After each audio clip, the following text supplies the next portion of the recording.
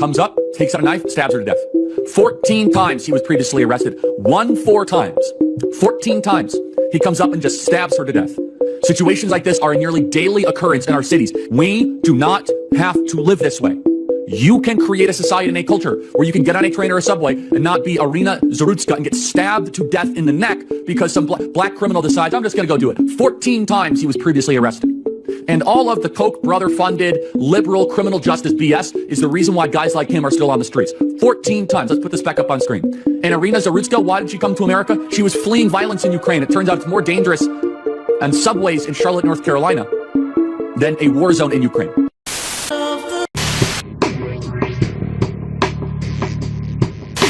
Back to him.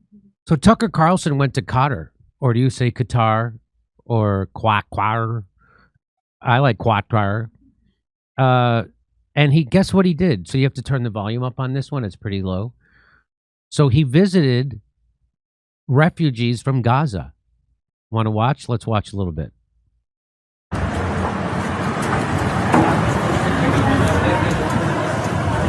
Most of them are refugees. Yes. They are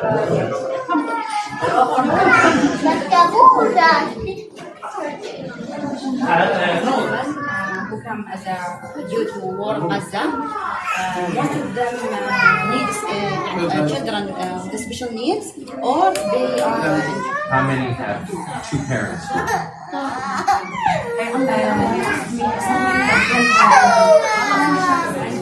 get into my FEMA,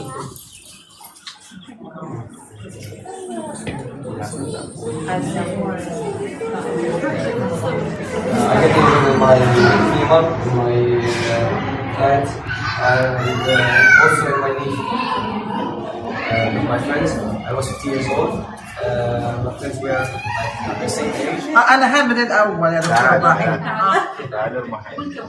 أنا ما بديش حاجة. تتكلم إنجليزي ولا ترجمة؟ Yeah. When come back and inside and when inside.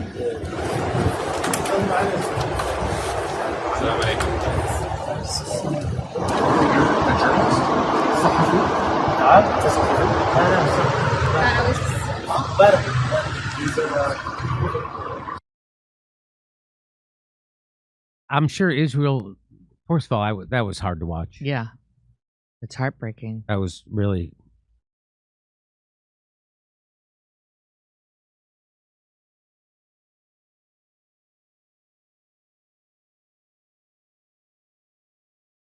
So I'm sure Israel's going to defend themselves by saying, what are you complaining about? We didn't bomb that building yet.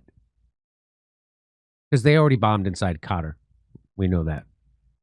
When they were having peace negotiations, they tried to kill all the people negotiating a peace deal. That's what Israel does. They're psychopaths. So here's Glenn Greenwald tweets out. He says, Tucker just visited a camp for Gazan refugees in Qatar, spending time with children who are now amputees and otherwise mangled due to the U.S.-financed destruction of Gaza by Israel. He came away speaking the way any decent person, by definition, would speak. And when people describe cuisine as decent, it means it's not up to par. But when that word gets applied to people, those people are infinitely better than the ones who claim to be superior. Not everyone in the world is decent. So here is decent Tucker Carlson talking about this. For over 2 years, Israel has murdered tens of thousands of children on purpose and then locked the doors of Gaza, shot dozens and dozens and dozens of journalists so no one can film what's happening, and just leveled the place so they can move the people out and take it. What's the justification for that? What's the excuse? Well, of course, there isn't one. And so the other day we thought, for the first time, we would go see what this looks like. And so there is, maybe it's one of the reasons they hate Qatar. The government of Qatar has taken in about 2,000 refugees from Gaza. They actually can't get any more because Israel won't let them out. But there was a period at the beginning of the bombing campaign in Gaza where some people did get out. And the government of Qatar said, okay, we'll take in these Palestinians from Gaza and we will treat their injuries, especially the children. We'll take the kids. So they live in a compound in Doha, and we went over there just to see it in between other things that we were doing. People we were talking to, people we were interviewing, and just thought we should go see that. So we didn't bring like a regular camera. Our cameraman Kyle, who's really talented, has his iPhone because we didn't want to stick a camera in people's faces and like exploit the suffering of others to make a point. We were not even planning on putting this on the air. But it was so distressing. It was so shocking to see children, many of them orphaned without any family at all. Their siblings have been killed. No parents have been killed, or their parents are stuck in Gaza and the Israelis won't let them out. Kids with no limbs, many with mangled faces, a child with a mangled face. But there are four of us, okay? Me and my business partner, who I've known my whole life, and two producers who we've worked with for many, many years. And these are guys who've really been around like everywhere and seen other wars and seen a lot of injuries and, kind of hard to rattle.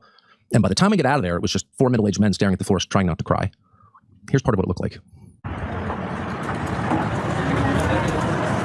Most of them are the citizens. They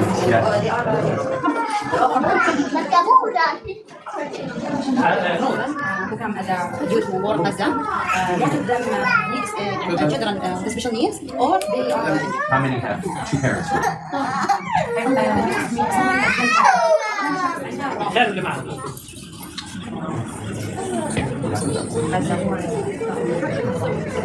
My team-up, my dad, and also my niece.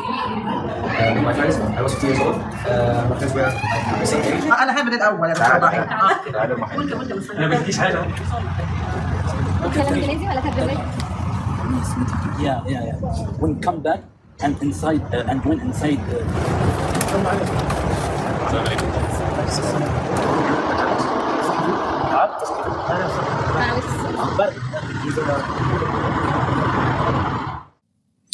There's an awful lot we left out of there. You don't, again, want to exploit the suffering of others. I felt a little bit weird even filming anything. But in the end, we decided it was important because, like, what the hell? What the hell? All these kids with their limbs blown off. This little girl looked just like my goddaughter, with no fingers, one hand and no fingers. Like, is she in Hamas? There are tens of thousands of those. And again, look, there's so-called collateral damage in war, I guess. Look at the pictures of Gaza. It's not collateral damage. They flattened the place so they could take it. And now they're trying to force the people into other countries, including ours, including the United States. Not only do we have to pay for the war, but also take in all the survivors. Why do we have anything to do with this? But what's most shocking to me is that no one seems bothered by it. None of the people who support Israel seem bothered by it at all. And that's the real threat. It's not just the crime, children whose faces are mangled by U.S. munitions, because why? The real crime is the way that the supporters of this atrocity are justifying it. Not simply to the world, but to themselves. They're justifying it by saying out loud, well, they're all Hamas because they're all in Gaza. And yeah, they're kids, but if we let them grow up, they'd become Hamas too. What they're describing is the concept of blood guilt and the collective punishment and reward that naturally flows from that belief. And the belief is God favors some, but not others. And that is the enemy of Western civilization. That is the opposite of what Christians believe. Christians believe that every person was created as an individual by God. That's why anti-Semitism is wrong. That's why Gaza is wrong. Every person is created as an individual and must be judged as an individual. We don't like what you do. We can't blow the fingers off your daughter. That's not allowed. But they think it is allowed. They're celebrating. Tucker Carlson, well, now it's no wonder the Zionists hate Tucker Carlson because he's honest. And honesty is an invitation to attack whoever notices.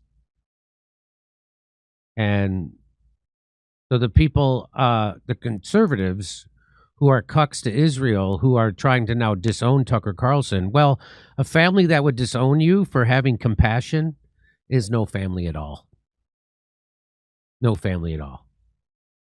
So, and he's right. I when I saw the video of those kids, the first thing is like, oh, the people who support this are acting like monsters. The people who support this. Now you know how Hitler happened. I always think like, oh, how did Hitler get a hold all those people to go? It's not hard. Most people are afraid and they keep their head down. And because if you say something about it, they will try to destroy you. And as they're trying to destroy Tucker Carlson, as they're trying to destroy Candace Owens, as they destroyed Charlie Kirk. This is how you get anti-Semite of the year. Treat Palestinians like humans, says Dave DeCamp. So that makes him anti-Semite. So did he get that? I don't know if he got it, but he was certainly in the running. He's certainly in the running. I think wasn't it that the woman who does the kids show? Wasn't she the anti-Semite of the year? Who got it? I think it was that woman. Who I can't think of her name right now. The fact that Tucker Carlson can do this, but most lawmakers in the Democrats can't or won't because it'll upset the Israel lobby speaks volume. Yeah, why isn't AOC there? Why isn't Bernie Sanders there? Why isn't Elizabeth Warren there? Why aren't they visiting those people and videotaping it and showing people? No. It speaks volumes about the state of Americans' non-existent liberalism. You can't support Israel and be a moral person. The two are wholly incompatible. That says $10 Billy. No, way to go. That's $10 Billy, but for you, I'll make it $9.99. Miss Rachel was the anti-Semite of the year. Miss Rachel, who all she showed was compassion for children who had their legs and arms blown off and their face disfigured by Israeli bombs that were paid for by the United States with your tax money. All she did was show compassion for them, and that makes Miss Rachel anti-Semite of the year. So there's no greater evil in the world today than Zionism. There's no bigger illegal occupying, genocidal, apartheid, racist country than Israel. There just isn't. And what makes it worse is that they have the full support of the United States. That's why I get outraged about it, because it's my government doing it. Are there other atrocities happening in the world? Yes. And if my government was funding it and making me support it, and if the media in my country was going along with it and making me, trying to shame me for speaking up about it, I would speak up about it more. But it's happening right now with Israel, as it has been happening for the last 70 years, but it's been intensified over the last 2 years because of social media. Now we get to see it. And because of independent journalists like Tucker Carlson.